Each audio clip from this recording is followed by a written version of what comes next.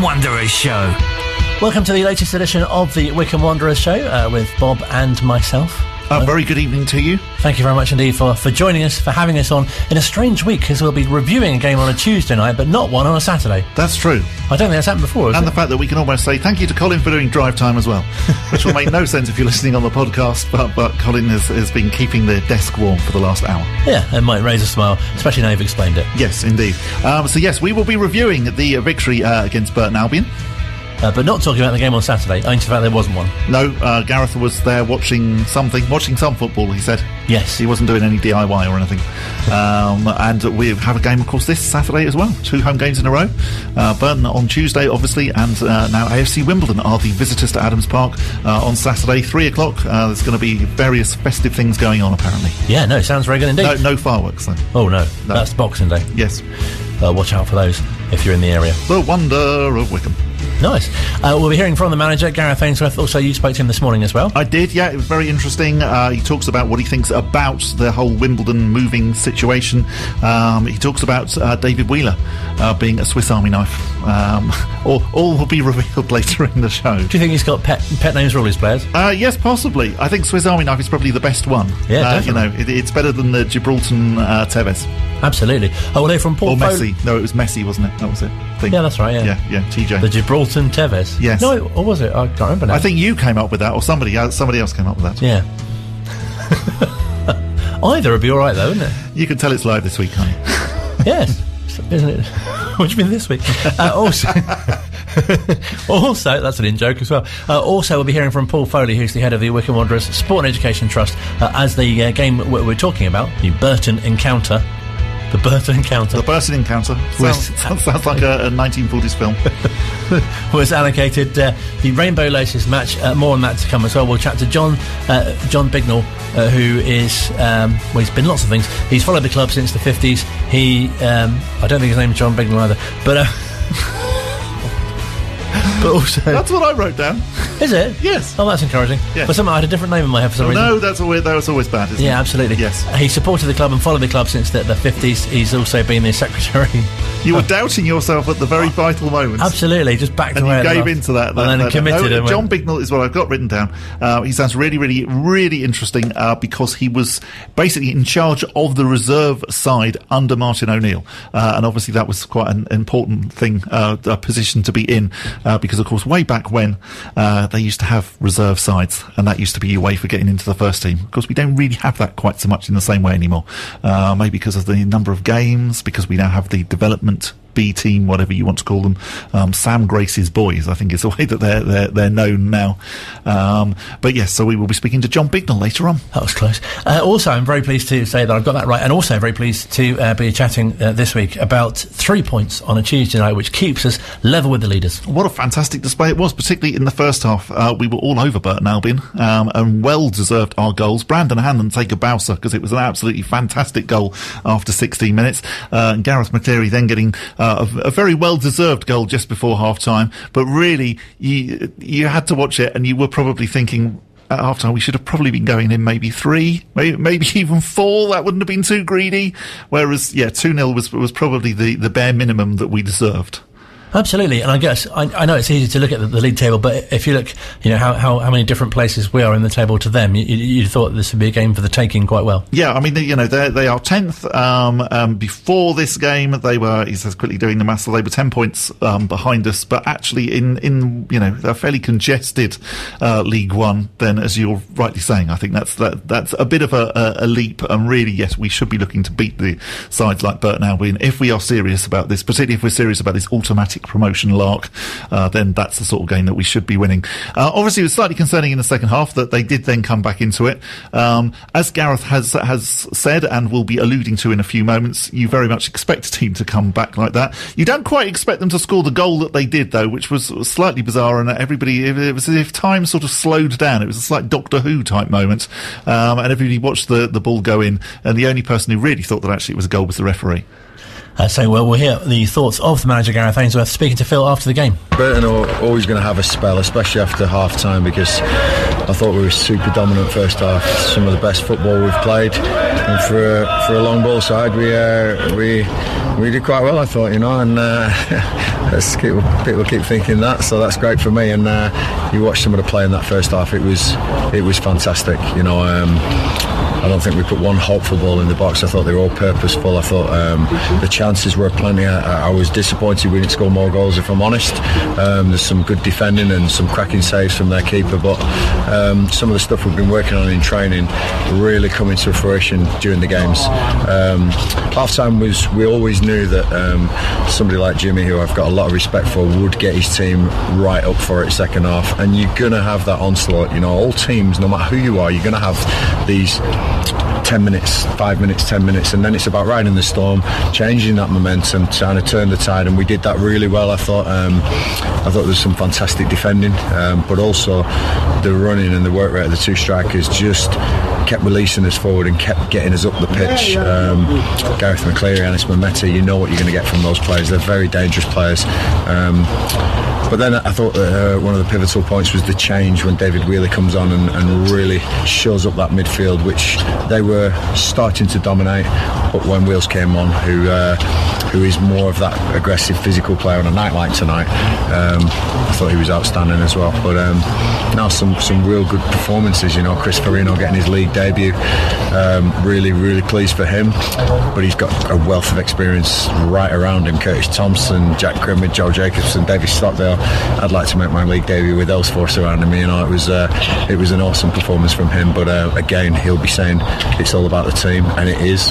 The boys who didn't get on, I feel for, because you want to be part of this, but believe me, they all will be. We've got a heck of a schedule coming up, but after the break you always worry, but the boys have come up trumps, and really proud of them tonight. Wycombe dominated the first half, and that second goal in first half stoppage time seemed like just rewards, but turned out to be a very vital goal. Yeah, and you've got to take your chances when you're on top. How many times do you see this? And you watch game after game, and you know that when you have these spells and when you're on top, you must take those chances. In the past, this club's probably been guilty of playing well, having chances and not taking them, but we've got some clinical finishes now. Sam Vokes, Brandon Hanlon, what a goal he scored tonight. Gareth McCleary, you always know that there's danger when he's about. I'd like a couple more from other areas, and we're working on that, but it was great to go in at 2-0. It's always a dodgy scoreline though, because you're always worried when teams come at you. But I thought we saw the game out really well, and could have had a couple more second half, but I'll take the 3 points and move on to Wimbledon on Saturday. Also in first half stoppage time, there was the young Burton striker Jefferson had been booked previously in the first half, and there was a late tackle on Brandon Hanlon, a long chat from the referee. Do you feel that perhaps that should have been the second yellow? I'm not going to comment on that. It's the referee's job. They've always got a tough job. It speaks a lot that Jimmy's took him off at half time. I don't think there's many more fouls left in him, but like I said, the referee makes those decisions. I thought there was a couple of challenges that he let go, and then a couple that he gave that looked very similar, but on the whole, like I say, it's a tough job in the middle of the park, and the Burton team are going to beat teams that they're 8th, 9th in the league, for a reason. They work hard. Jimmy's got a good outfit there. I was worried about this one. It's a tough place. It's a tough game, and it's always a tough place to go to Burton. But fortunately, the last game of the season now, and we can move on to Wimbledon Saturday. The second half, the first goal for Burton was quite a surreal one. It's almost as if people had stopped. What was your view on it? Slow motion, wasn't it? Yeah. The ball got. I think they got stuck under some feet, and I think there was a potential push in there, and that's what the boys were expecting to be given. It's probably a lesson that you don't stop until the final whistle. David Stockdale's unsighted. It seemed to go past him quite close, but I think he's trying to look around people and didn't see it coming. It happens. Just that's as you say, why it's so important to capitalise when you're on top, and getting the 2-goal cushion was important tonight. But no, again, it's just another win. We've got to keep clocking these up now. Ryan Tafazoli, Josh Scowen, Darryl Horgan, Sully Kaikai, as well as some of our youngsters, who didn't get on the pitch today. I've got a good squad behind me now. Dominic Gabe and Nick Freeman, waiting with longer term injuries, but really, really looking forward to seeing this squad rotate through Christmas and being a lot stronger than we ever have been, and rightly so. Top of League One is a nice place to be. One of Wycombe's key performers this season and of recent seasons, Anthony Stewart, not in the squad tonight. Any news on him? I missed Anthony, didn't I? Sorry, Anthony's been ill, and Ryan Tafazoli has been ill. Ryan recovered enough to be on the bench, but Anthony didn't recover in time, and so we're going to make sure that he's fit and well to return. Illnesses this time of year, not just the pandemic, but illnesses in general, can weaken you this time of year. And again, in recent years, we've probably come a cropper to that, where people have just been under par and we've had to play them because they're our players. But putting Chris Farino in for Ryan Tafazoli today, some might say it's a brave decision, but not when you work with Chris every day and not when you see what he can give you. So really proud of him, but got a wealth of players ready to come in when needed, and some of these young boys as well, bringing up the rear, and Adam Leathers, Ollie Pendlebury, Ali and TJ, people like that, Jack Wakely. I don't want to miss anyone out, but they're all pushing these boys and making them keep hold of their places, which is what a football club should be. Does it help that Anis Mehmeti has opened the path for them now? Yeah, the pathway is always open for youngsters. I can't think how many league debuts I have given to these youngsters, but they've taken them. They have a chance here. That's the thing. You speak to some of these young boys' agents, and they say there's a pathway. You always get your chance at Wycombe. There's players that will be in B teams elsewhere and reserve teams that will be 24, 25, still waiting for that chance. They get it here young, and I think it's brilliant that they do. We've got another player in Chris, but like I say, Ali Al-Hamadi, TJ, Jack Wakely, underneath, they're coming through. Connor Parsons, we've got some players coming through. Brilliant to talk about Wycombe Wanderers in this vein. But back to the first team tonight was a great win, because I thought this would be a really tough game. Turned out to be a tough game, second half definitely, but the damage was done in the first half, and the boys deserved to win. Brilliant performance from David Wheeler, we have to say, who came on and shored everything up and made sure from that point. Before then, it did look like Burton may well get an equaliser, and as soon as David Wheeler came on, you did think, oh yeah, okay, we look like we're going to be okay now, and sure enough we were. But there do seem to be other players who've come in for praise as well. Obviously, Chris on his brilliant, debut. Yeah, really good. I mean, he was man of the match, and deservedly so. Really good to see him coming through. We hear more about him later on. From a good Gareth. tease. Yes. There. Oh yeah, absolutely. Because his pathway to the first team is quite an interesting one and an unexpected one as well. We want to give a bit of praise as well to all the fans on the Valley Terrace. Now, we spoke earlier on in the season, if you remember, about the drummer. Oh yes. And the fact that actually musical instruments aren't now allowed in the ground. I've got a lot of respect and time for the drummer, and I completely understand, he did a lot of good. But one of the things that we did say was that the trouble with drumming all the time is that actually it means that some creative things that might happen didn't then get to happen, because actually the drumming very much dominated. And there was a perfect example on Tuesday night, and a very festive example as well.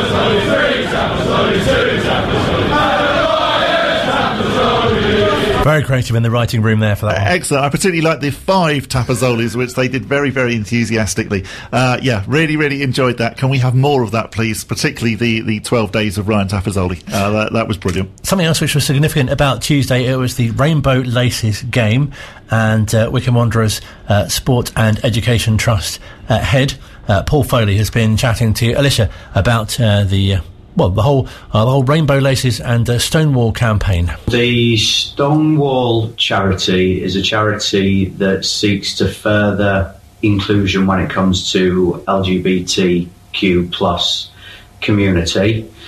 The Rainbow Laces campaign is a way of bringing LGBTQ rights to the forefront of public knowledge or awareness. It involves football clubs and sports clubs nationwide wearing rainbow laces or laces in the shoes that are rainbow coloured as a show of solidarity with the LGBTQ plus community.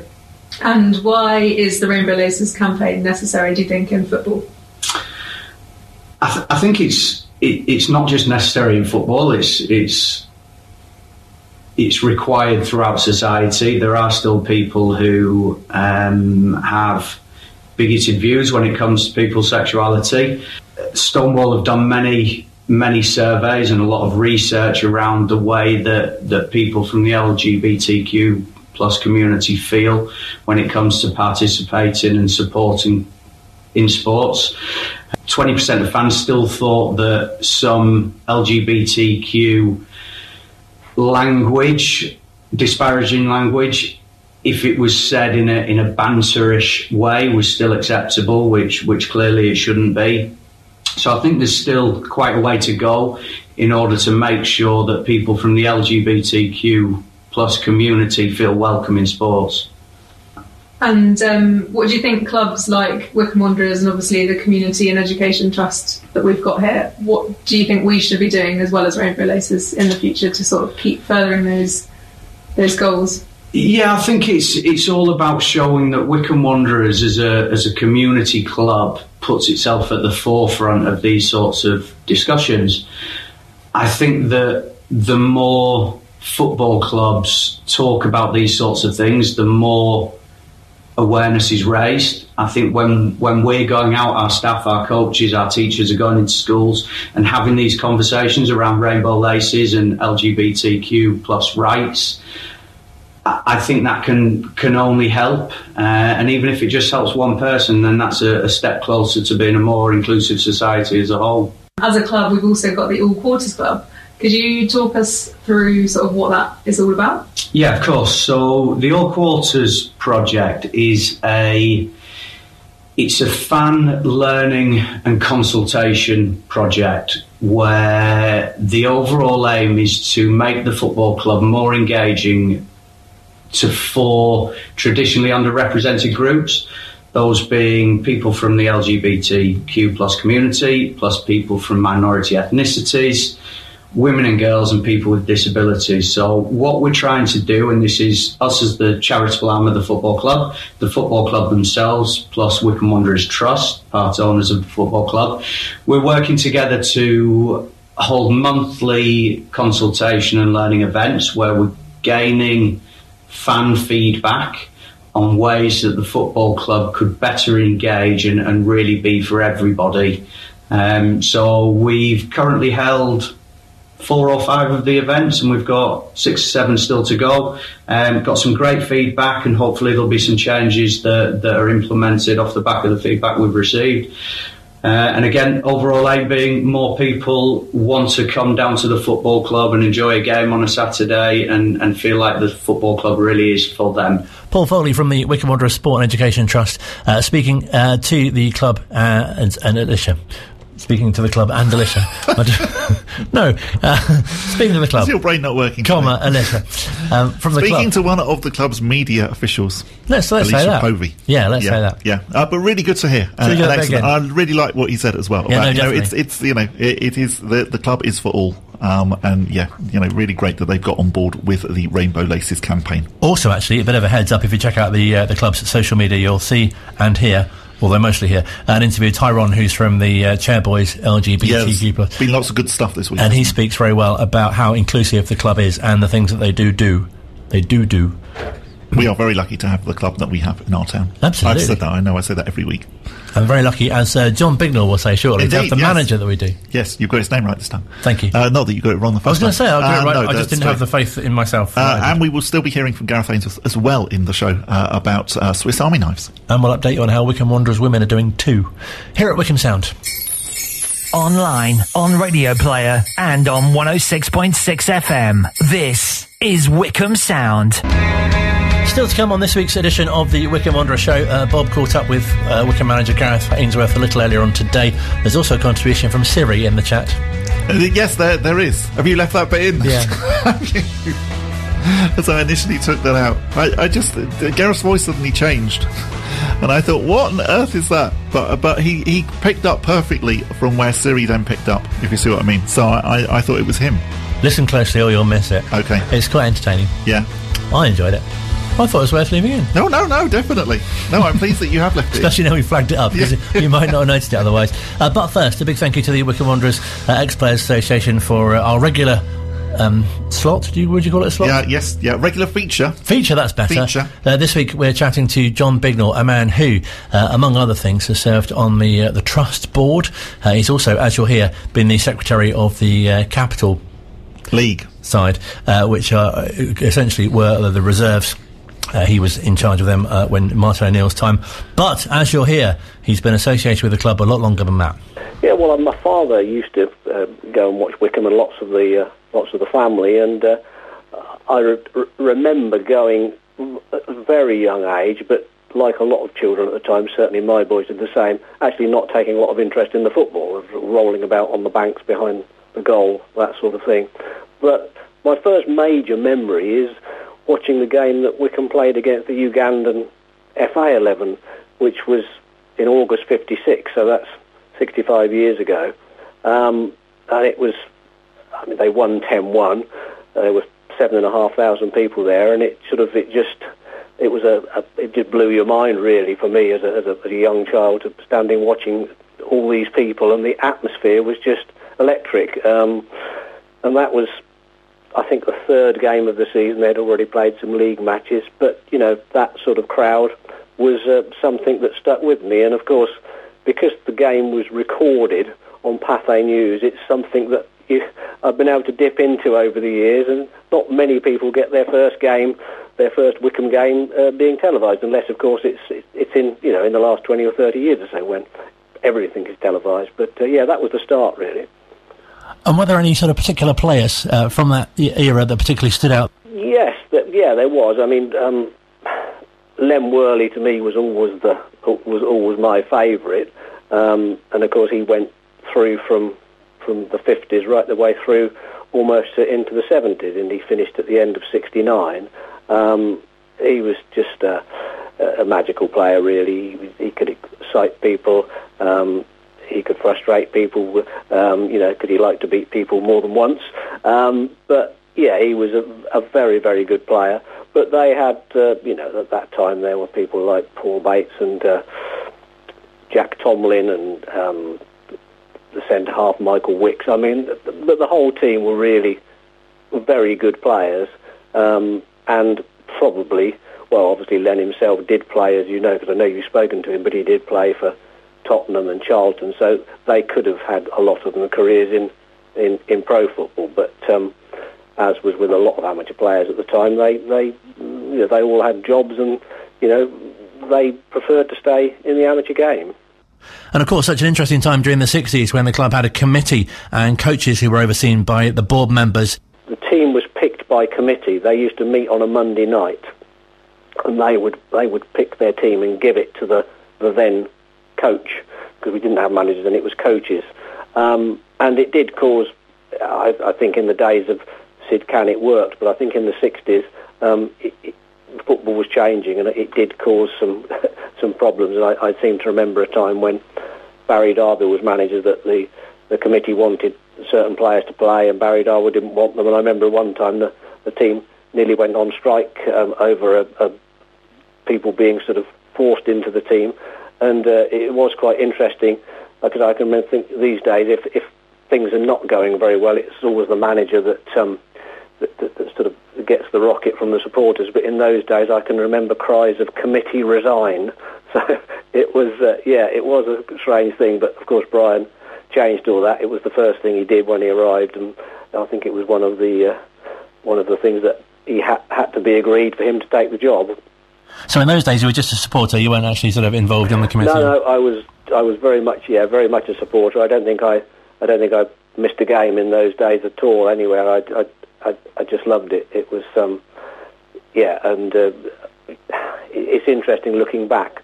A couple of weeks ago, or a few weeks ago, when we played Ipswich on a Tuesday night, and the atmosphere at Adams Park that night was absolutely electric. I felt, there was about 6,500 there, and it sort of took me back to the early days when we first had floodlights at Blokes Park, and that it was a similar sort of atmosphere. There was something very, very special about evening games.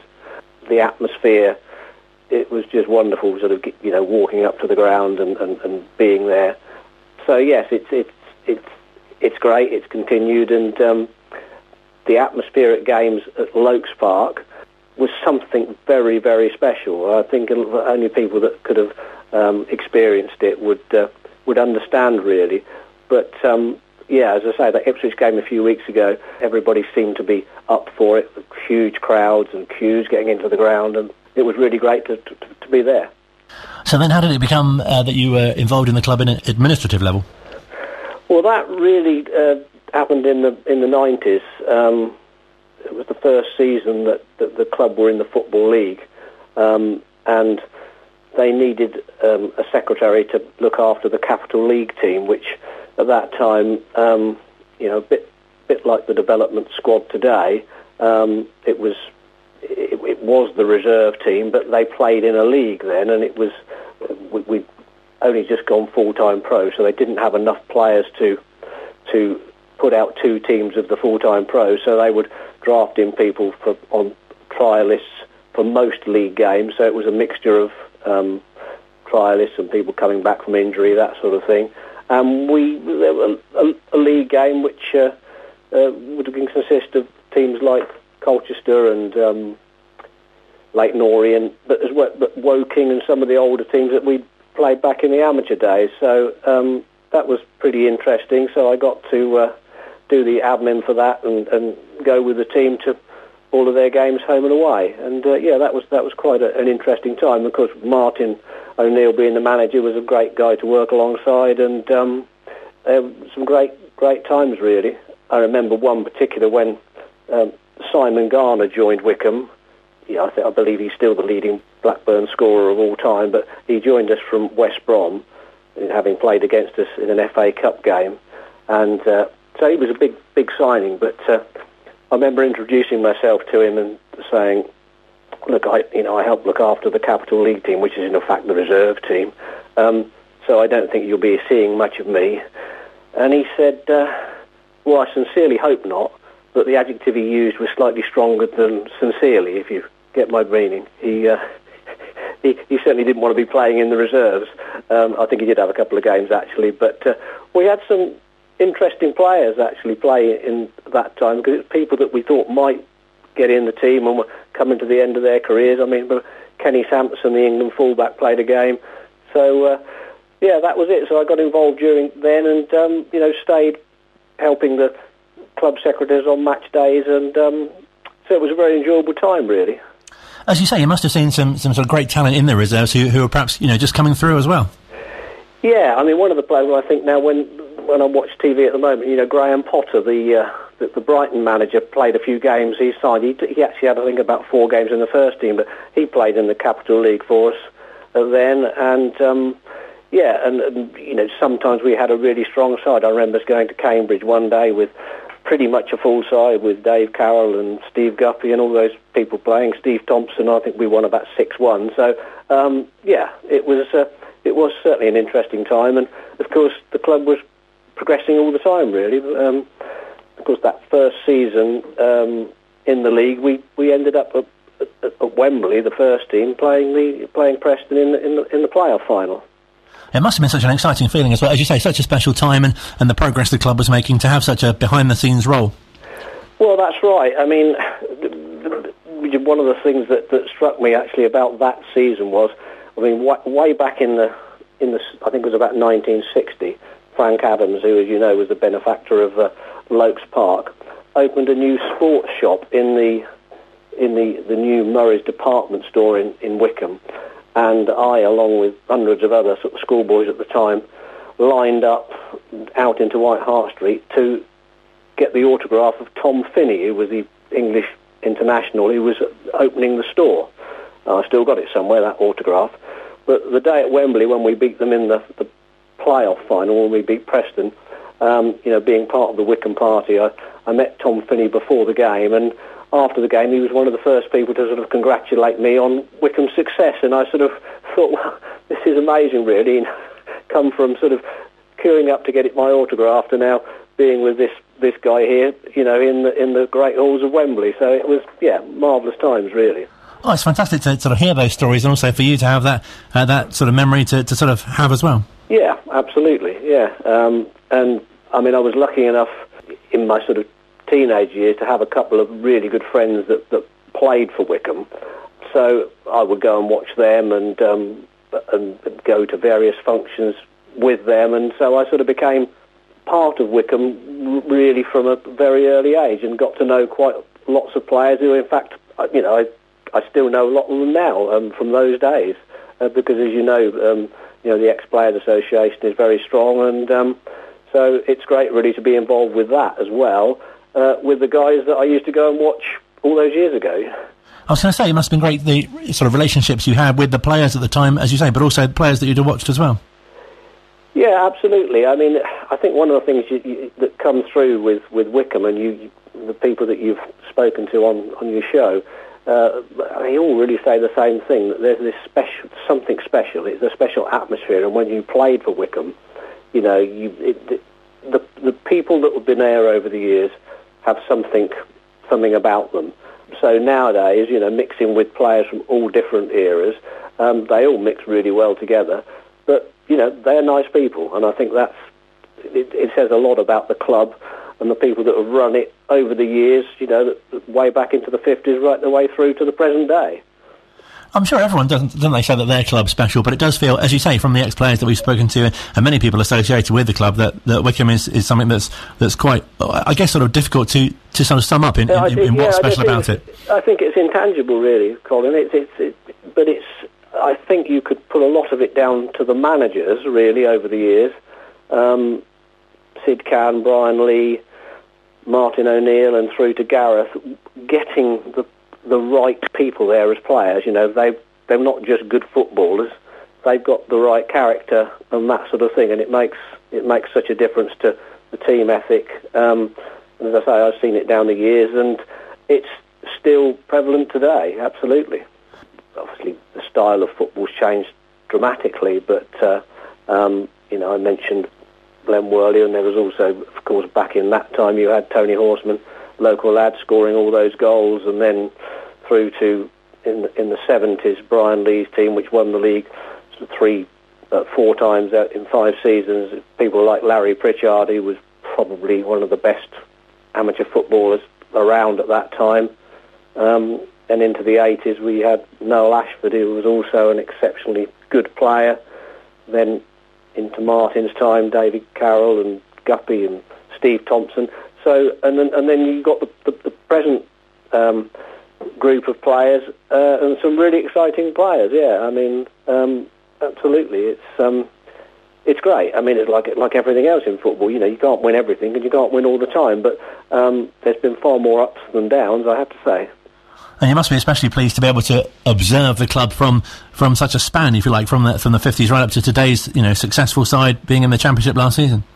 Yeah, well, that's right. I mean, obviously that was very disappointing for all of us not being able to watch them when they were there. But I mean, the way we started this season and the stated ambition, I think now with the new investment that we've got, there's no reason why we shouldn't go on and continue that success, really. I mean, I'm very confident and hopeful about the future. So yeah, that's really great. I mean, you can't speak highly enough of Gareth as a manager either. I think he's exceptional, and I think we're not just his football ability, but basically the whole ethos about him is the commitment to the community and to players and people. I think we're very, very fortunate to have him as manager, and long may he continue in the role. Really nice to hear from John there, and brilliant to hear his stories from such a long Period. I love the Tom Finney story because you can picture that whole scene, can't you, of the boys sort of like queuing up, probably quite well behaved. Absolutely. Queuing in the way that in quite long shorts. Yeah, yes, indeed. And just asking for an autograph. Things that these days as well would never really happen. These days, if let's just assume that, I don't know, Ronaldo was coming to Wycombe or something like that, you'd get people sort of holding up signs saying, "Can I have your shirt?" Yes. And they wouldn't be trying to get his autograph, they'd just be trying to get a selfie or something like that. But yeah, different generation, but really, really interesting to hear. And John was also saying off air that he and JDT, when before the restrictions were in place, but they would take round players who weren't playing in the current team to meet players some of the ex-players who were there as well, and also anyone else who was in the sort of the boxes and stuff really like nice. that. So a fantastic opportunity for that sort of cross-generational sort of thing. Yeah, definitely. Really, really nice. I mean, they do excellent work as well, the Ex-Players Association. So thank you very much to JDT and all the team. Yeah, they've got their, as it stands, they've got their annual dinner in the spring as well. Oh yes, their Christmas dinner. They're not doing. No, it was going to be last week, I think. Officially, it would have been. Yeah. Then honestly, they're not holding it quietly and pretending that it didn't happen. You've mentioned Christmas dinner as well. Now that's really got me thinking about food. Has it? Oh, sorry. Still to come on the Wycombe Wanderers Show, parsnips. No, we'll be hearing from manager Gareth Ainsworth. He'll be reflecting on Swiss Army knives. Yeah, that gets mentioned. And AFC Wimbledon and their heritage. Lots to look forward to. Pigs in blankets. He doesn't talk about that. Here at Wycombe Sound. Online, on Radio Player, and on 106.6 FM. This is Wycombe Sound. Final part of the Wycombe Wanderers Show. Still to come, Bob's chat with Gareth Ainsworth, accompanied by Siri. Why do we always do that thing during when you play that jingle where we both sort of like put our arms in the air as if we're at some sort of like 90s rave or something? Because it just feels appropriate. I suppose it does. It's like... We don't do it with any other jingles. Wycombe Sound jingles done by Carter USM or something. We don't... Pardon? That's a strange reference. Because we don't do any line dancing to any other... I didn't want to say their actual name because I thought it's before the watershed. Oh, okay. Yeah. Look it up on Google. I can't even think of any of their songs, to be honest. Oh, Sheriff Fatman. Sorry? Sheriff Fatman. Right. The only living boy in New Cross. Oh, you obviously weren't as much of a fan as I was. No. Actually, I had a friend who was a fan. So really? Yes, yeah. They were a good band, though. Oh, right. Yeah. This should be in our Not the Wycombe Wanderers show that we're going to do, where we just talk about any old rubbish. Yeah, I was quite surprised. It's interesting, isn't it, how stuff just comes up? It does, yes. And coming up now, we're going to talk about Wycombe Wanderers women. I got it right this week. I think last week we called, and probably last year, but we was all right through last year. We called them Wycombe Wanderers ladies briefly, but we corrected ourselves. Yes, I know. I do make that mistake, but Colin does throw me one of his cross looks when I say that. So I'm now saying Wycombe Wanderers women. They beat the Winchester City Flyers, who I still think sound like an ice hockey side. They beat them 2-1, and so we move up to now 5th place in the 9-team table.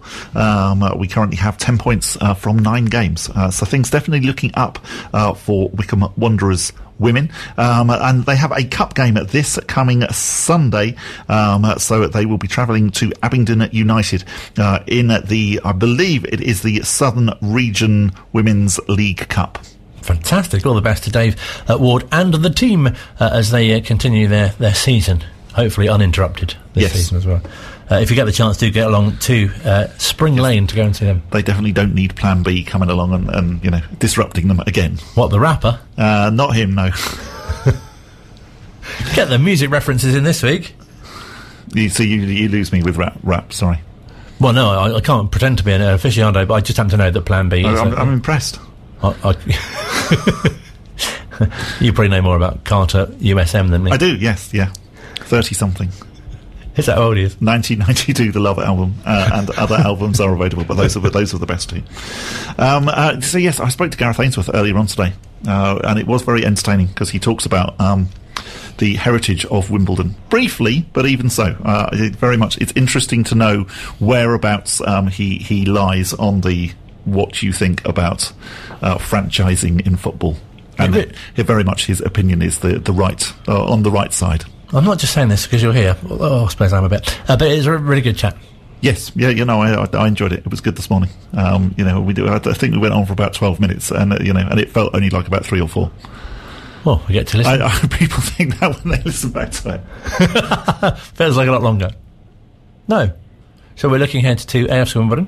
We are. Listening out for Swiss Army knives? Yes. And Siri. And the Siri bit. And the line is not that good, because unfortunately he was only able to be with us on a mobile. And so when the Siri bit happens, I genuinely thought it was him and that his phone had gone a bit strange. And I was sort of sitting there then thinking, that's really odd. His phone has gone so strange that he's actually used a different voice. And it was only when you came in later on that you pointed out that it was Siri. Yeah. Make sure you don't miss that, because it's easily missable. Bob chatting to Wycombe Wanderers manager Gareth Ainsworth only this morning. Let's take you back first of all to Tuesday night and a fantastic league debut for Chris Farino. Yeah, I mean, it was a great performance all round, and a bit of a call on Chris really, because obviously everyone would be wondering where Anthony Stewart and Ryan Tappers all they were. Ryan was on the bench and Anthony both been ill, so I think you've got to trust your players sometimes, and putting trust in some of these young boys. Knowledge is good. It's not only great for Chris, but great for the rest of the development squad as well, that they've not got a chance. But I mean, what a great performance by the boy. Yeah, he won every header. I think having JJ and Jack Gummer either side of him helps, and David Stockdale behind him. I'd like to make my debut with those there. It was brilliant for him, to have all that experience around him. But he's a player that I watched him in his first trial game here, and he was just brought in really to make the numbers up, if I'm being totally honest, because we were short of a couple of centre-halves in a trial game. Sam Grace brought him in. I don't know if Sam knew much about him, but just seeing him in that one game, I just said, get him training with us. And within 2 weeks of training, I'd made my decision. I knew that he would have something that potentially could turn into a good career, and he's proven himself day in, day out. He's worked really hard on his. He came in and he wasn't up to shape. His back was a little bit all over the place, and he hadn't been training. He'd been at university and going down that route, and he needed to get up to that. So his first test was to go in the gym for 3 months and sort himself out back-wise, posture-wise, get strength-wise, and trust my medical team with Cian O'Doherty and Ali Vogelsang, who worked really hard with him as well, and Isaac Leckie. So they've got him up to speed. He's been patient, made a little debut at Hartlepool in the FA Cup and scored, which was brilliant for him. And he's been waiting his chance, and everyone wants your league debut. That's the one you want. And he got it the other night. And funnily enough, as you speak to me, he's just come into me this morning and said to me, "Thank you, thanks for my opportunity, Gaffer." And that's again a great trait. His humility is important as well. And I just said to him, "You deserve that. It's nothing to do with me." But he's now got to keep those consistent performances and keep the pressure on those players above him, aforementioned. But really proud and pleased of Chris, and to have a debut with a win, obviously, is the icing on the cake for him. Yeah, I mean, that's an absolutely lovely, heartwarming story. And also, one of the things I think it also says to any footballer who might be interested in coming to Wycombe Wanderers is you'll get a chance. You know, even if you're coming to make up the numbers, there's a chance that actually one day you'll be pulling on the light and dark blue quarters. Yeah, you never make up the numbers once you're in the building, believe me. You're doing in the trial games, we have sometimes there's positions where we need to fill in the trial game and we'll go, right, this boy's got a chance, he comes in, and that was Chris's story, and it's fantastic that he's put his education on hold and come in. But as you say, the likes of TJ DeBar, Ali Al-Hamadi, who's come in lately, they're exciting players. We've got one or two out on loan at the moment. I don't want to name them all and miss one out. So all these development boys are under Sam Grace's reign, and they've all got a chance to play at Wycombe, because I do like a small squad. Recent managers have been in my office after games saying they've got too big a squad. Opposition managers saying we've got too big a squad, we're struggling. And I'm thinking, well, that's of your own making. I don't complain. I always mention we have a small squad, but it's by design. It really is by design. And having these boys now to come in and bolster up when there's gaps in the squad, it's brilliant. And they're proving they're good enough. And they'll get the trust here. They'll get the opportunities. And as you say, Wycombe Wanderers does give young boys a chance. We've seen that and done that, and I'm proud of doing that. Did you get to the bottom at all of what happened with regards to Burton's goal on Tuesday night? Because it was very curious, and I think you can always tell in a football match. The fact that the Burton fans didn't seem to celebrate it, something happened that made everybody think that actually the play had stopped. Yeah, it looked like there was a foul in there. It looked like there was a push. It looked like the ball went in slow motion. I think everyone stopped because I think there was a foul or a push or something, and it was a really weird goal. And David Stockdale was totally unsighted. He couldn't see at all through the melee of players, and it just seemed to go in slow motion. And it was a strange one for me, but I'm actually glad it wasn't a 30-yard top corner, because that might have enthused all the fans and the players to get back in it. But it was almost like, as Burton just scored, it was weird, and. But the reaction the boys made was brilliant. They really saw the game home well, and I think we should have scored one or two more, and that's great when you say that, because you're creating plenty of chances. But no, really pleased with the 3 points. Just looking at the next game now, which is Saturday. But I'm sure the boys can take heart from a great performance, especially in that first half. Yeah, and one of the players who played, I thought, so well was David Wheeler, a player who comes on, he goes quietly about his business, but he very much shored the game up for you in the second half. I'll have to say that I think that was a turning point in the game. I thought that, being honest, I thought first half was, 80-20 Wycombe Wanderers. We were all over them. We really did put the game to them, and that's where we did our damage. But I thought the game started going towards a 50-50 game, which could have gone either way.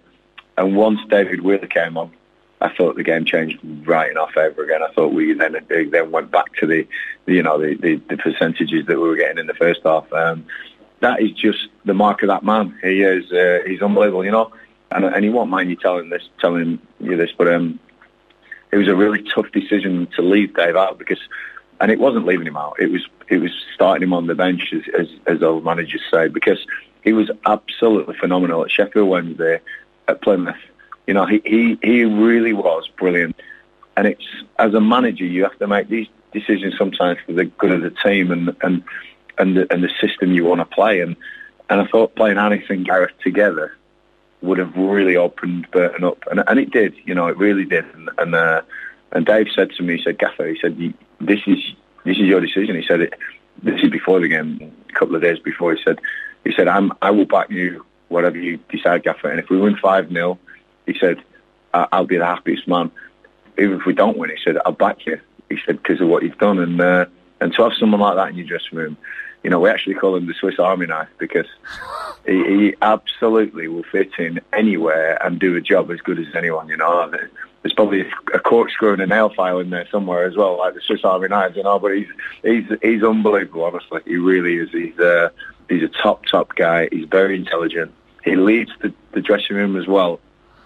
With the likes of Bloomfield coming away and Akinfenwa not being around as much as he used to be, because there's obviously a lot going on and other commitments with him. And Wheeler is coming to the front as one of these leaders in that dressing room, and with an intellect and an intelligence that he knows people. He's doing a leadership degree at university, and I think he's working people out and knows how to motivate different people. So what you see on the pitch, he just gives as much off the pitch as well. And I'm really proud of Dave. I think he's a great advert for a Wycombe Wanderers player. And if you need a screwdriver, he comes in handy as well. And a torch and anything. Yeah, he's brilliant. And so AFC Wimbledon on Saturday, a side who are towards the bottom of the table, but definitely have improved in recent weeks.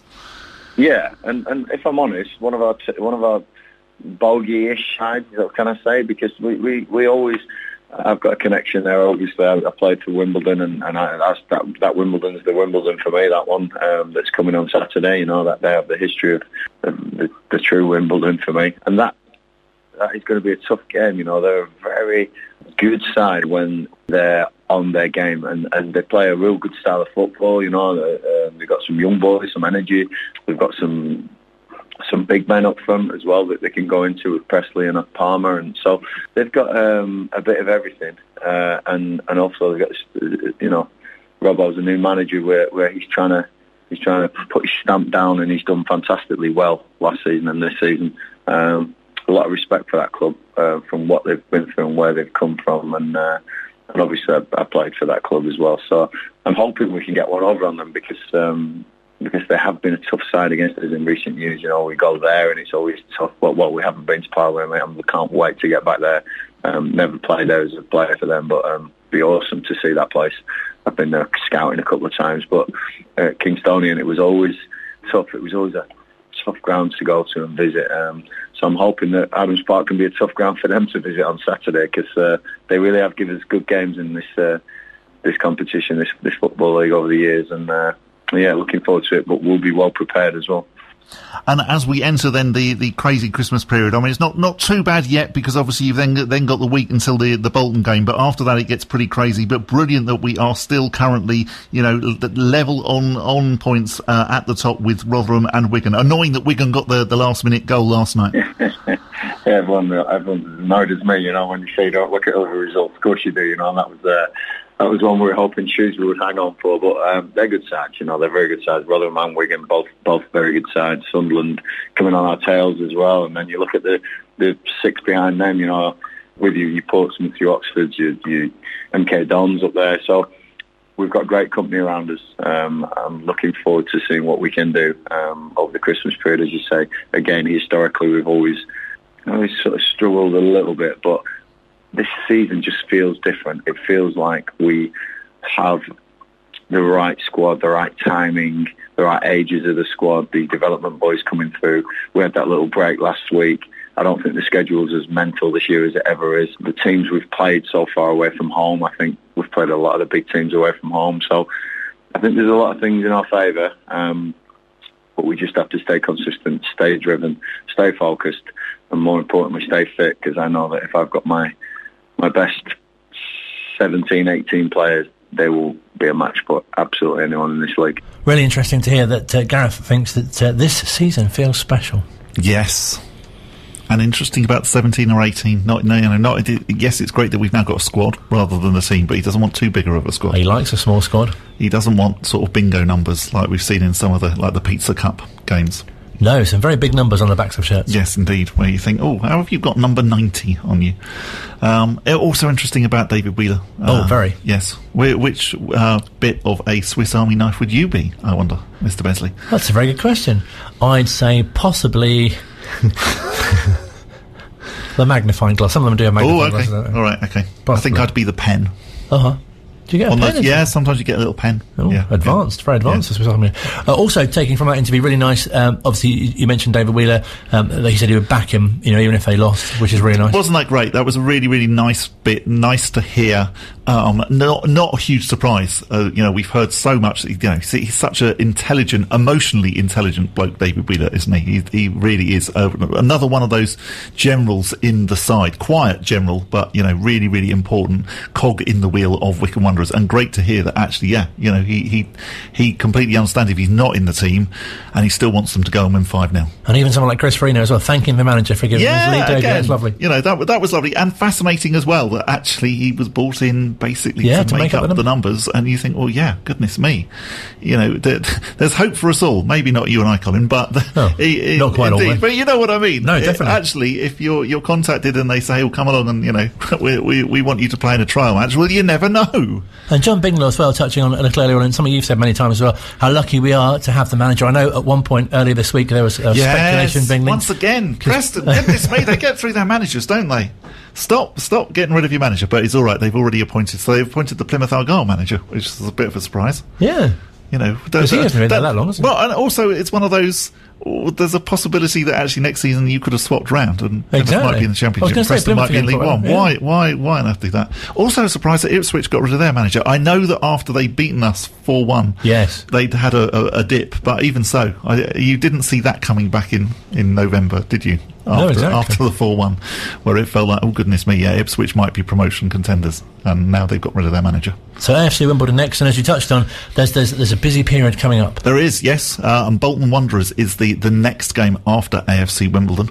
A trip up to the Reebok, it's always going to be the Reebok to me. It's always nice because it's still feels a bit like you're going to a Premier League ground, even though they've obviously been through a lot of trials and tribulations over the year.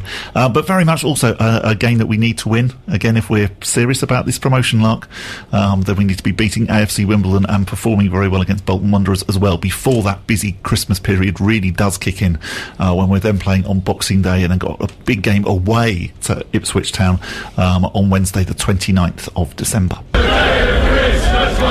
It's very festive, isn't it? I think it's very good. We could play this on, in the run up to Christmas as well. It's very nice to have. There's a lot of Tafazzolis in that. It's definitely. That's my favourite bit. I like the 5 Tafazzolis. The 5 Tafazzolis is good. The 5 Tafazzolis is good. I think that they should actually release it as a Christmas single. Maybe we could just play it as a song on Wycombe Sound. Yeah, just loop it. Yeah. 3.5 minutes of just that. Just put it in a few times tomorrow and see if anyone actually notices. It might stand out, I think. Along with the Siri bit of Gareth saying, "Knowledge is power." It's almost like a subliminal Yoda message, isn't it? It's like, it was like something from the Terminator. I was slightly worried when it said "knowledge is power." It was a bit off-putting. Join us next week for the Wycombe Wanderers Show, where hopefully we'll have 3 more points. Say something odd. We've managed to go through the whole thing again without mentioning the dog leads. Sorry, dogs. I feel like I'm letting them down. And my commission from the club shop is going down.